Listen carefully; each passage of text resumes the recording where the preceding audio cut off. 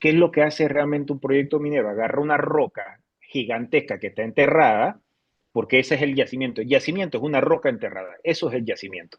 El yacimiento no es nada del otro mundo, ni que vino de Marte, ni que le pertenece a la Luna. Es una roca enterrada, eso es un yacimiento. Claro, pueden ser grandes, pueden ser pequeñas, pueden estar fraccionadas, eso todo depende de cómo esté la geología del área. Pero sin embargo, imagínense una roca enterrada. Imagínense un bloque que está enterrado. Ese bloque, entonces, primero hay que sacar la tierra que está arriba para poder llegar a esa piedra y después esa piedra comienzan a triturarla primero con explosivo, después se van sacando esas grandes rocas, se van sacando en estos camiones gigantescos, entonces entran al proceso. Y cada parte del proceso lo que va haciendo es que va achicando esa piedra lo más pequeño posible. A 200, no me quiero equivocar, pero el punto más bajo o el punto más pequeño a donde llega esa roca triturada es del grueso de un cabello de nosotros. A ese punto hay que llegarlo, o sea, de una roca gigantesca enterrada que la comienzan a picar, la convierten en arenita, que es lo que vendría siendo entonces el concentrado de cobre. Y eso entonces se exporta y afuera es donde entonces le sacan el porcentaje de cobre, el porcentaje de oro, el porcentaje de plata, todos los otros minerales asociados. Todo eso se paga también, o sea, no es que si me llevé oro no lo voy a pagar, no, si me llevé oro y yo estoy reportando que ahí hay oro, ese oro también se vende y también se paga. Pero lo único es que cuando hablamos de concentrado de cobre es porque hay mayor porcentaje de cobre en un área específica y no oro, plata u otras cosas más. Entonces, por eso es que cuando decían, no, porque se están robando el oro, pero es que si fuera el oro lo que realmente fuera rentable en el proyecto Cobre Panamá, se llamaría Oro Panamá y no Cobre Panamá. Así de sencillo, es la forma más sencilla de explicarlo. Y que se paga, sí se paga. Que no, que se lo están robando, no, eso se paga. ¿Y por qué? Porque tú tienes que decir aquí cuánto tú estás exportando y ella te tiene que decir cuánto están recibiendo. Y los dos números tienen que coincidir. Y esos números realmente ni siquiera son inventados, porque pasan por todo un proceso incluso de fiscalización de quien te compra también. Porque quien te compra tiene que ver realmente lo que tú le estás llevando. Porque nadie va a decir, un ejemplo, si uno va a comprar un delivery, que pensemos que la transportación del concentrado de cobre es un delivery, es una moto. Tú tienes que ver cuando tú entras a la app para comprar la comida, tú tienes que ver por lo menos qué estás comprando. Si tú estás comprando chicharrón, por lo menos se tiene que ver en la foto que hay un chicharrón. Y si ese chicharrón viene con patacones, al lado del chicharrón viene patacones. Y ya tiene que haber por lo menos una Codeco, tiene que haber alguna institución que va a fiscalizar de que esa foto realmente es lo que te están vendiendo. Tú pagas el delivery y cuando te llega el delivery, cuando te llega la moto, tú abres y tú te das cuenta si te trajeron chicharrón y no te trajeron pollo o si te trajeron patacones y no te trajeron papita frita. Entonces, así mismo es el tema. Imagínense que el barco es un delivery y tú tienes que saber lo que tú estás comprando porque tú tienes que también chequearlo. Al momento que tú lo recibes, tienes que chequear que realmente te llegó lo que tú compraste. Entonces no podemos estar comprando chicharrón con patacones y que en el camino nos los cambien a hamburguesa con papa frita. Eso no se puede. Entonces, así mismo es el proceso en el tema de la minería. Para explicarse de la forma más fácil. El barco solamente es un delivery y quien te compra tiene que verificar antes de comprar que lo que está comprando es lo que le va a llegar. Y si no llega igual, entonces ahí sí hay problemas porque algo pasó. O el vendedor me engañó o el barco hizo algo innecesario. Entonces hay que tener mucho cuidado también cuando nosotros hablamos por hablar sin conocer. Y por eso estoy hoy por primera vez diciendo que sigan Cobre Panamá en su cuenta porque están dejando videos realmente muy bien producidos, los felicito por eso, muy bien explicados y además son videos cortos que son muy fáciles de analizar.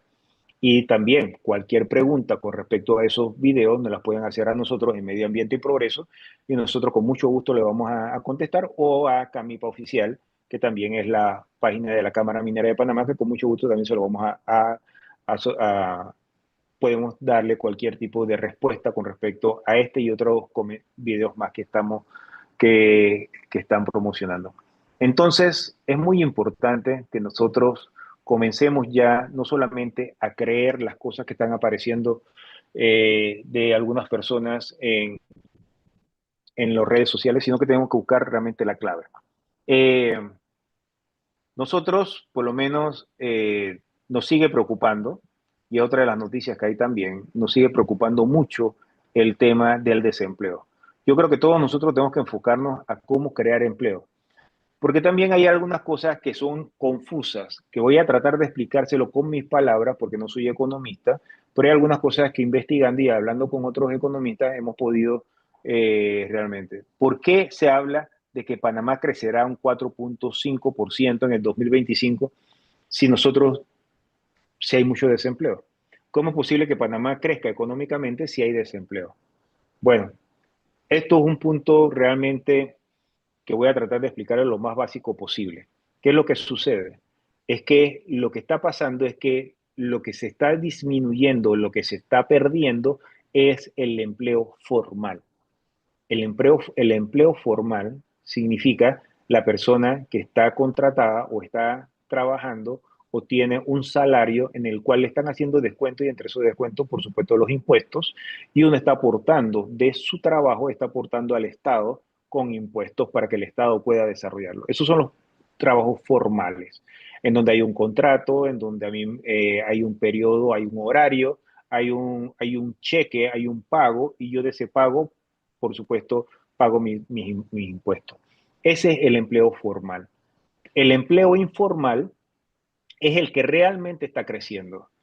¿Y eso qué significa? Que está el delivery, que está el taxista, que está el que vende fruta, que todo eso es bien visto, que todo eso está bien, pero sin embargo, ellos son los que están generando ahora mismo el movimiento en la economía, porque entonces ellos van al chinito a comprar, ellos van al súper a comprar, pero ya realmente, como son trabajos que son informales, entonces no es muy fácil realmente cómo medir el crecimiento de un país en ese sentido. Entonces está creciendo la informalidad, que eso también es un problema para todo país, porque la informalidad, primero que todo, no paga impuestos y segundo también no hay una seguridad de lo que va a pasar al día siguiente. Si tú estás en un trabajo formal, por lo menos tú sabes que por medio de un contrato tú vas a recibir periódicamente, cada 15 días, tú vas a recibir tu información. Pero sin embargo, no hay una, un, una forma de realmente poder medir la informalidad. Entonces, cuando se dice que crece, es porque la gente sigue comprando, porque la gente sigue gastando dinero, pero sin embargo es la informalidad la que está creciendo, no la formalidad. Y nosotros tenemos que buscar es trabajos formales, porque nosotros queremos una jubilación, necesitamos un trabajo formal. Porque eso es lo que pasa también. Los informales cuando son jóvenes, muy bien, todo cool, todo bien y todo lo de... Pero sin embargo, el tema está en que cuando nosotros vamos a, ya para viejo y estamos llegando al tema de la jubilación, nos damos cuenta que no tenemos las cuotas, nos damos cuenta que no hemos hecho los pagos correspondientes. ¿Y eso qué significa? Entonces, que vamos a llegar a una edad adulta en donde no vamos a tener entonces con qué poder cubrir nuestras necesidades. No todo el mundo puede tener hijos realmente responsables que vayan a atenderlo cuando uno llega a su vejez, o uno no sabe el costo de las medicinas cuando uno llega a su vejez. Tampoco no sabe el tema de cuánto le va a costar, qué enfermedad va a tener para saber cuáles son los tratamientos que debo tener cuando llego a esa edad. Entonces, la formalidad también te da empleos, que hay que buscar empleos dignos, por supuesto, para tener jubilaciones dignas, para entonces poder tener a futuro, tener esa seguridad de lo que estamos recibiendo. Es muy bonito al principio no estar pagando impuestos y no y no estar pagando las cuotas, pero cuando uno llega arriba de los 45 se da cuenta que está muy cerca de no lograrlo incluso. Así que por eso mismo nosotros tenemos que aportar a la formalidad y no a la informalidad. ¿Y cómo se aporta a la formalidad? Se aporta con respecto a todos los temas que nosotros hemos visto durante mucho tiempo, que sí es verdad, ¿Tenemos que fiscalizar a los gobiernos para que utilicen nuestro dinero de forma efectiva? Sí, pero también nosotros tenemos que buscar la forma de que nuevas empresas, empresas transnacionales, empresas grandes, empresas que realmente eh, tengan que ver con la contratación de empleos formales, lleguen a Panamá. Y por eso que nosotros decimos que nosotros tenemos que buscar que Panamá sea la Singapur de América. ¿Por qué? Porque nosotros tenemos que buscar esos empleos formales. Y por supuesto, en el caso de la minería, nosotros tenemos que buscar la forma también de solucionar este impasse que tenemos ahora mismo, que se provocó en el 2027, producto de todo este problema que hubo de la mala información. ¿Por qué? Porque esto, aunque ustedes no lo crean, es lo causante de esas grandes filas de desempleo que hay a nivel nacional. Eso tiene que ver, y es muy directamente, y ya lo hemos explicado anteriormente, si tú sacas 40.000 empleos formales del mercado con un salario promedio de $1.800, nosotros estamos sacando realmente todo ese dinero que nosotros pudimos haberlo permeado a la economía nacional. Entonces, si tú sacas 40.000 personas que ganan promedio $1.800 y eso sale del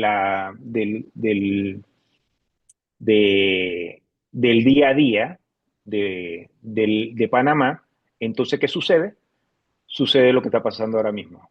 Comienza un efecto dominó en donde comienzan otras empresas, otros sectores también a verse afectados y entonces comienza a crecer el desempleo, comienza a crecer la informalidad y comienza entonces todos los problemas económicos que tenemos hoy en día. Por eso nosotros tenemos que apuntar y tenemos que realmente, con respecto al tema de la reactivación minera, no tiene que ver solamente con la empresa Quantum, tiene que ver con 24 sectores de la economía que se han visto afectados y que necesitamos que realmente vuelvan a reactivarse.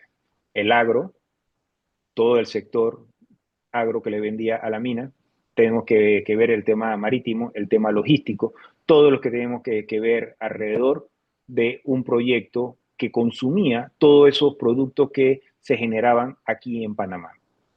888 millones de dólares anuales que se gastaban comprándole a proveedores locales.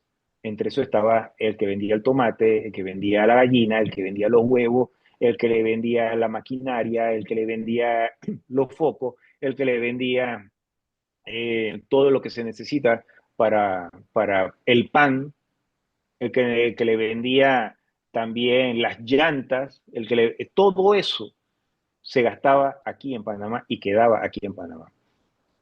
Que no tengamos un cheque a nuestro nombre que indique que nosotros trabajamos en esa empresa, no significa que de alguna otra forma nos llegue algo de lo que se paga ahí.